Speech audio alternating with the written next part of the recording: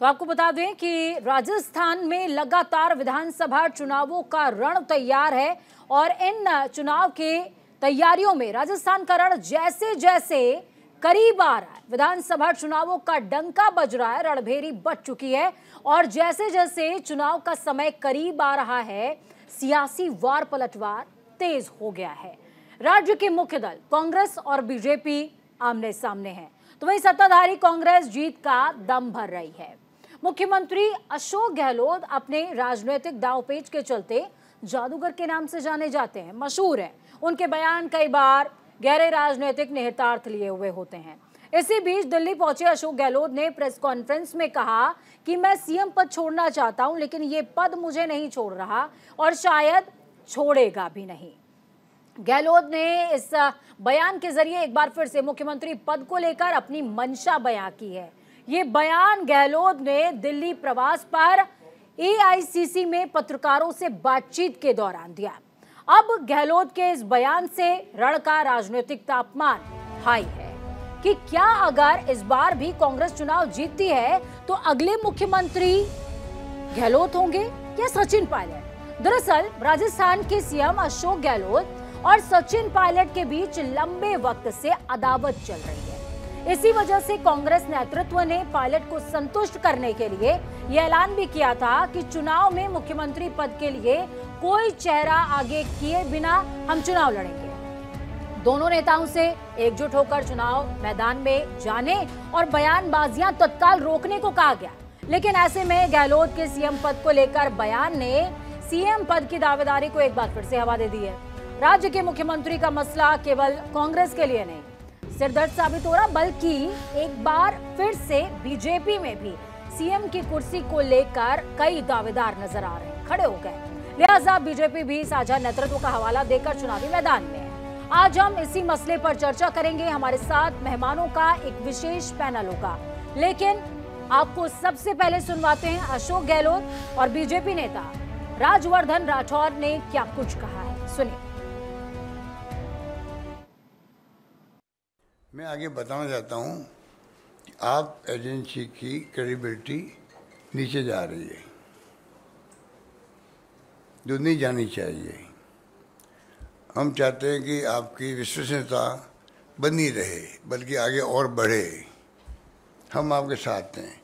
जहां financial irregularity हो रही है, करप्शन हो रहा है, क्राइम हो रहा है, आप कड़ी से कड़ी कार्रवाई करो, तत्काल करो, जेल भेजो, अटैच करो प्रॉपर्टी, हम स्वागत करेंगे आपका। पर जिस प्रकार से आप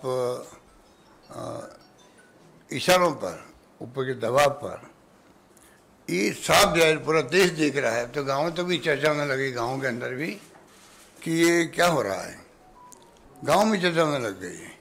अब तो कई जगह ईडी वाले खुद ही जाके कहते हैं हम आधे घंटे बाद आने वाले हैं, आप थोड़ा देख लीजिए अपना आप। ये स्थिति बन गई है, जो मेरे पास रिपोर्ट आ रही है, जो बातें चलती रहती है। तो ये उचित नहीं है। मैं इस मौके, इस मंच से फिर मैं कहना चाहूँगा तीनों एजेंसियों के डायरेक्टर्स को, चेयरमैन को, इनका कमिटमेंट देश के प्रति होना चाहिए और किसी के प्रति नहीं होना चाहिए। इनमें इतना साहस होना चाहिए मना करने का। हम दबाव में काम नहीं करेंगे, अब निष्पक्ष काम करेंगे हम लोग। जनता के सामने जाइए, लेकिन ये चेहरा अपना जनता के सामने कैसे लेके जाएं? चेहरा छुपाना पड़ रहा है इनको, तो छुपाने के लिए एक नया मुद्दा चाहिए, जिस मुद्दे को लेकर ये जा सके।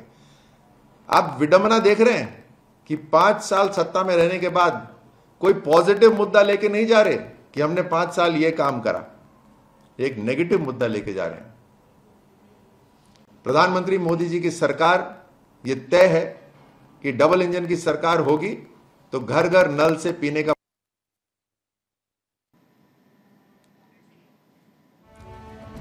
तो चलिए, मेहमान हमारे साथ में जुड़े हुए हैं। पौरुष भारद्वाज कांग्रेस के प्रवक्ता हैं, सुनील सुशीला शर्मा जो कि रेजिडेंट एडिटर है, हमारे साथ में जुड़े हुए हैं। साथ में मदन राठौर, पूर्व विधायक हैं बीजेपी के। आप तीनों का ही बहुत स्वागत है।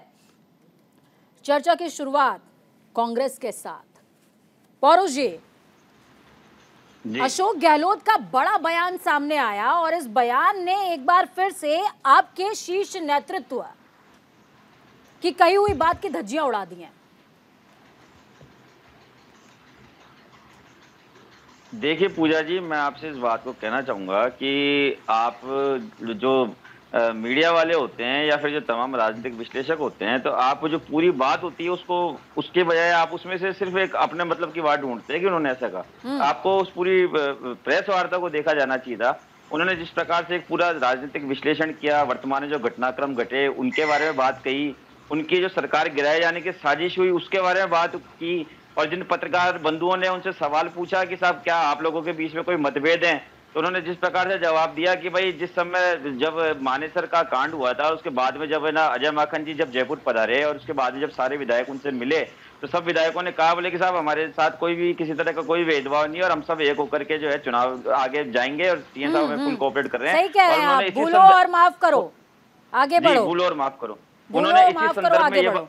जी उन्होंने इसी संदर्भ में यह बात भी कही मुख्यमंत्री जी ने कि देखिए अगर हमारे बीच में कोई अगर मतभेद जैसी कोई स्थिति होती तो निश्चित तौर पे मैं सचिन पायलट जी के विधायक से जो उनके समर्थक कहे जाते हैं, जो उनके टिकट का मैं विरोध थोड़ा ना करता, उनका विरोध क्यों नहीं करता मैं। अब चल रहे हैं जो जिताऊ विधायक हैं, चाहे वो कहीं से भी कुछ भी कथित तौर पे, चाहे किसी भी गुट से जो जैसा कि बातें की जाती है कि साहब ये फलाने गुट का, ये उस गुट का, तो जो विनेबल कैंडिडेट है वो चाहे किधर से भी होगा निश्चित तौर पे उनके नामों पे सहमति हो रही है। और आप देखिए शाम को आपने देखा जैसा कि जो कल प्रियंका गांधी जी की सभा है वहां पे सभा स्थल का दौरा करने के लिए गए थे, पायलट साहब गए थे, उनसे जो पत्रकारों द्वारा सवाल पूछा गया तो उन्होंने भी जी आपके पास में आऊंगी, जिस तरीके से आपने गोल चक्कर घुमाया है उस पर मैं वापस आऊंगी, लेकिन पहले मैं मदन जी के पास जाती हूँ।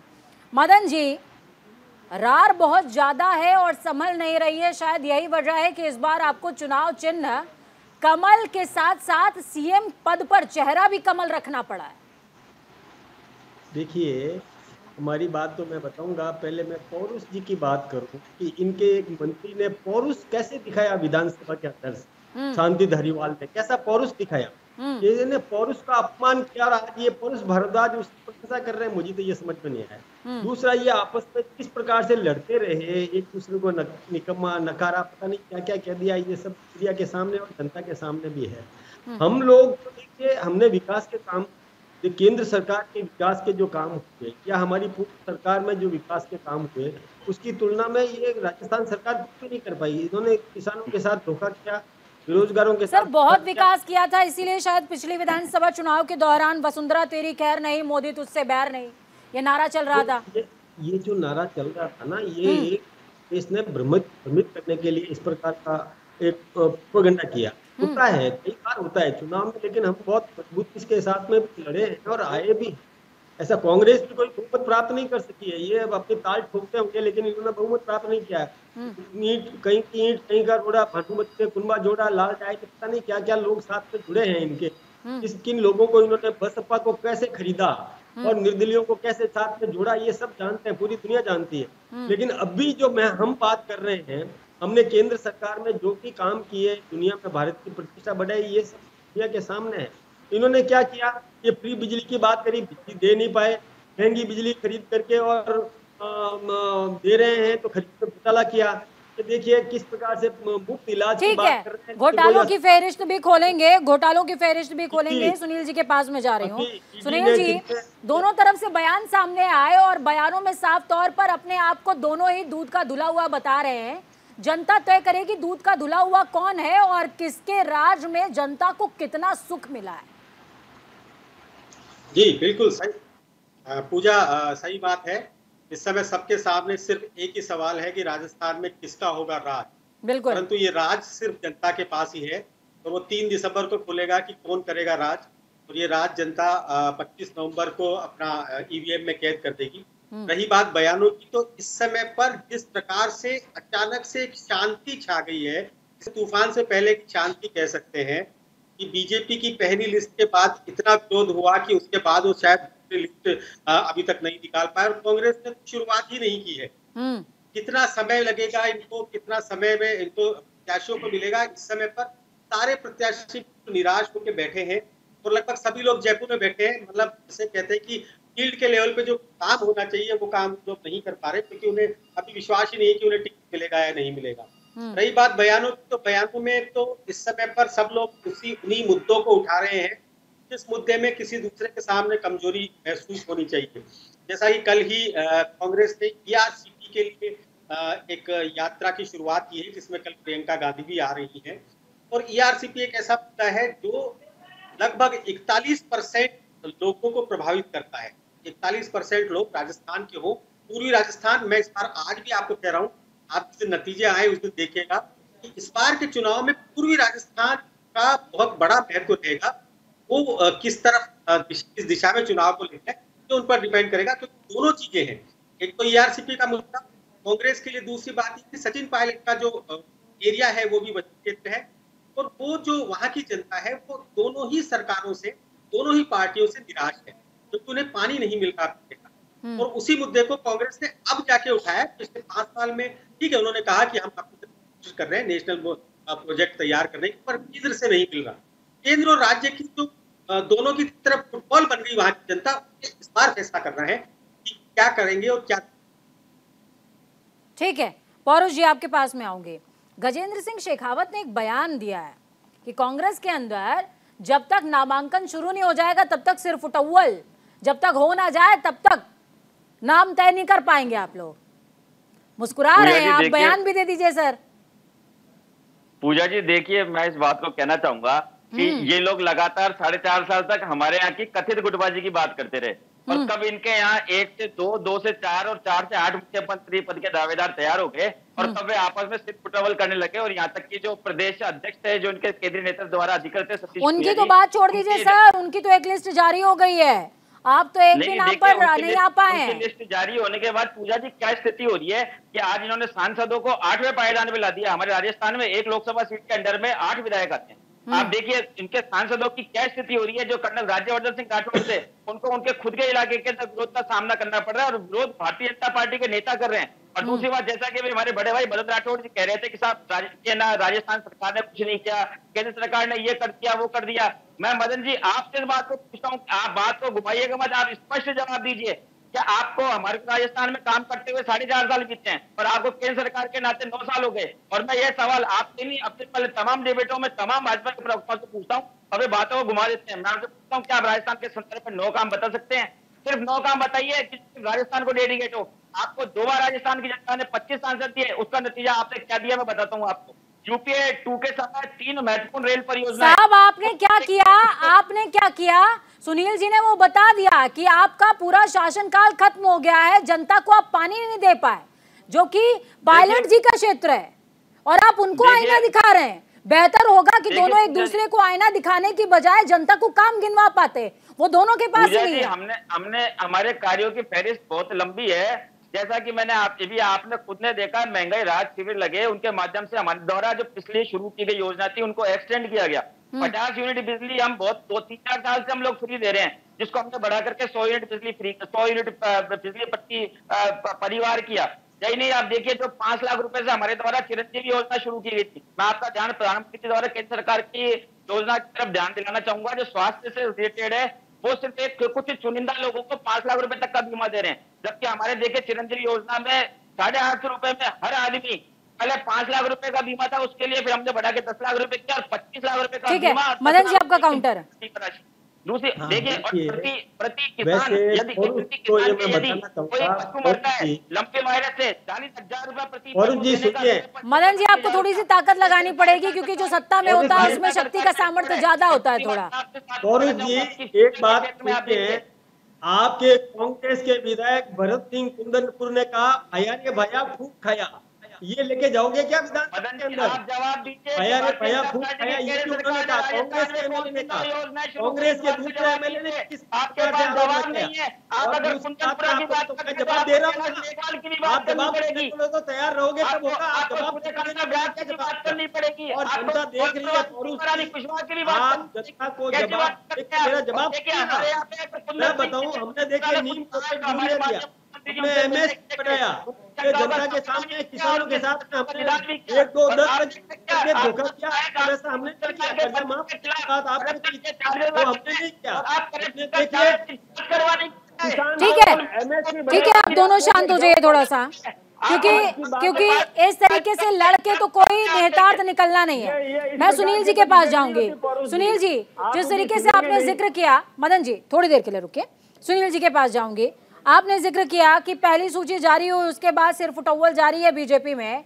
कांग्रेस के मल्लिकार्जुन खड़गे साहब ने अभी कुछ दिनों पहले पत्रकार से बातचीत में कहा था 18 तारीख को बहुत चलते फिरते कहा था, तो मैंने उस दिन पूछा भी था प्रवक्ता साहब से कि इतना गैर जरूरी है राजस्थान, क्या आप ऐसे चलते हुए जवाब दे रहे हैं क्या? 18 तारीख को लिस्ट जारी होने की बात कही थी, अपनी बात के नहीं है आप। 18 तारीख को आप लिस्ट नहीं जारी कर पाए और अभी भी जमावड़ा लगा हुआ है दिल्ली तक। जी देखिए, इस समय पर जो सिर्फ उटव्वल बीजेपी में हो रही है वो तो चलिए कि पहली लिस्ट जारी होने के बाद हो रही है। आप जयपुर आकर देखिए, राजस्थान में कांग्रेस की स्थिति तो ये है कि बिना लिस्ट जारी की यहाँ पे विरोध हो रहा है और लोगों को कहा जा रहा है कि इन्हें मत उतारिएगा यहाँ से, इन्हें मत उतारिएगा यहाँ से। इन्हें लग रहा है कि इन्हें टिकट मिलेगा तो इनका टिकट का विरोध होना चाहिए।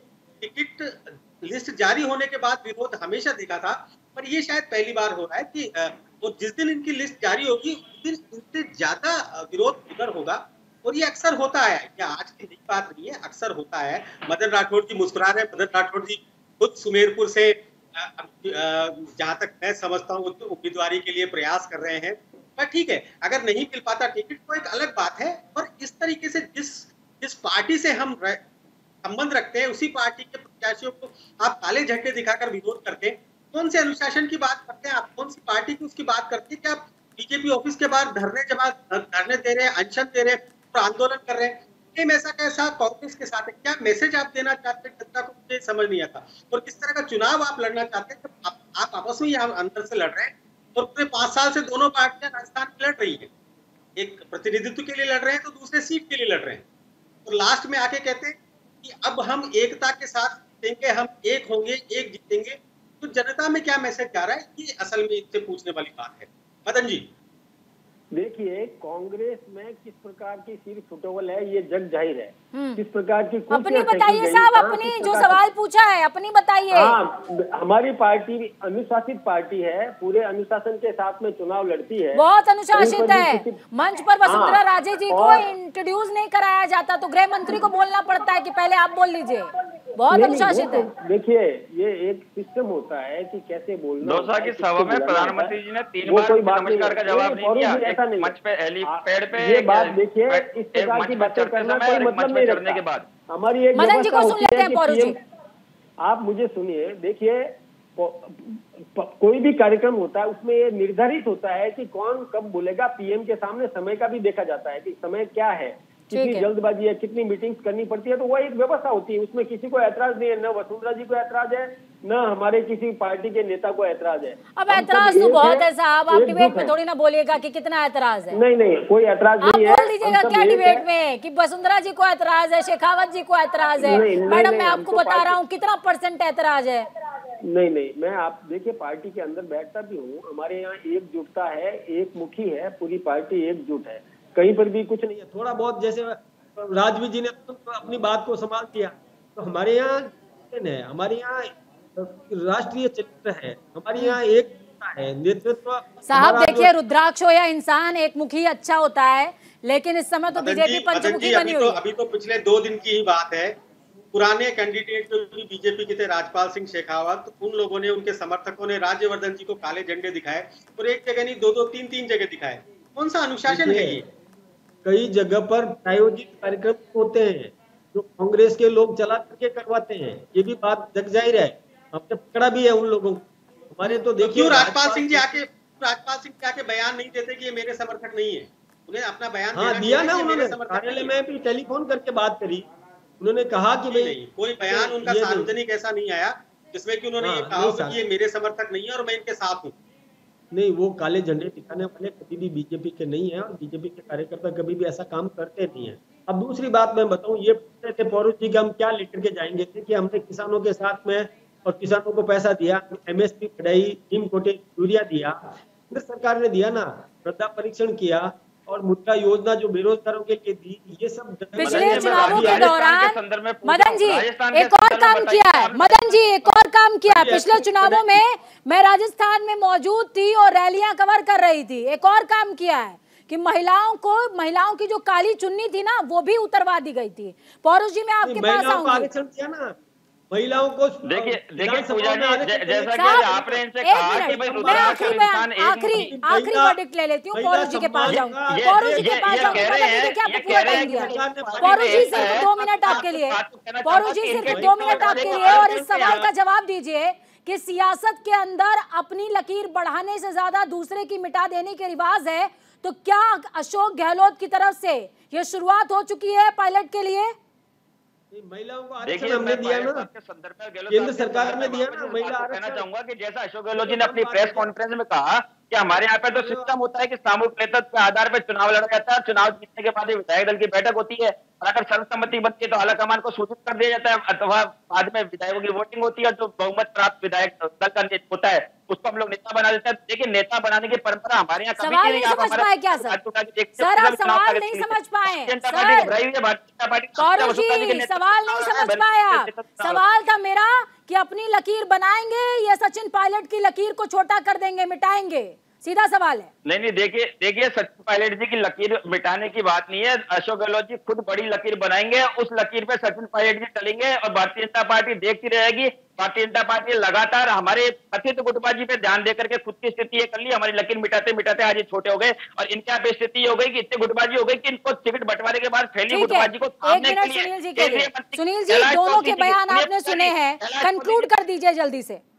गठन करना पड़ा। जी हाँ बिल्कुल, दोनों ही पार्टियों में इस समय पर जो सबसे बड़ी समस्या है वो है लीडरशिप की। दोनों के बीच जो जिस तरह से गुटबाजी हो रही है, और उसी गुटबाजी का कारण है, उसी गुटबाजी के कारण जो सामने आ रहा है, जो लगातार हम पेपर्स में पढ़ रहे हैं, जो हम लगातार देख रहे हैं और जो हम लोगों को दिखा रहे हैं, वो उसके सामने है कि सीटों पर सम्मति नहीं बन पाती है, सहमति नहीं बन पा रही है, और इसी कारण लिस्ट लेट हो रही है। तो गुटबाजी में ठीक है, कहता है मेरा, चलिए लिस्ट लेट हो रही है, बयान सामने आ रहे हैं और आला कमान सहमति नहीं बना पा रहे हैं। बहुत शुक्रिया आप तीनों का इस चर्चा को खास और अहम बनाने के लिए। राजस्थान के रण में कौन होगा अर्श पर, कौन होगा फर्श पर, ये देखने वाली बात होगी। फिलहाल रणबांकुरे तो तैयार हो जाए, वही तय नहीं हो पा रहा है। वक्त छोड़ने से ब्रेक का, ब्रेक के उस बार खबरों का सफर लगातार जारी है।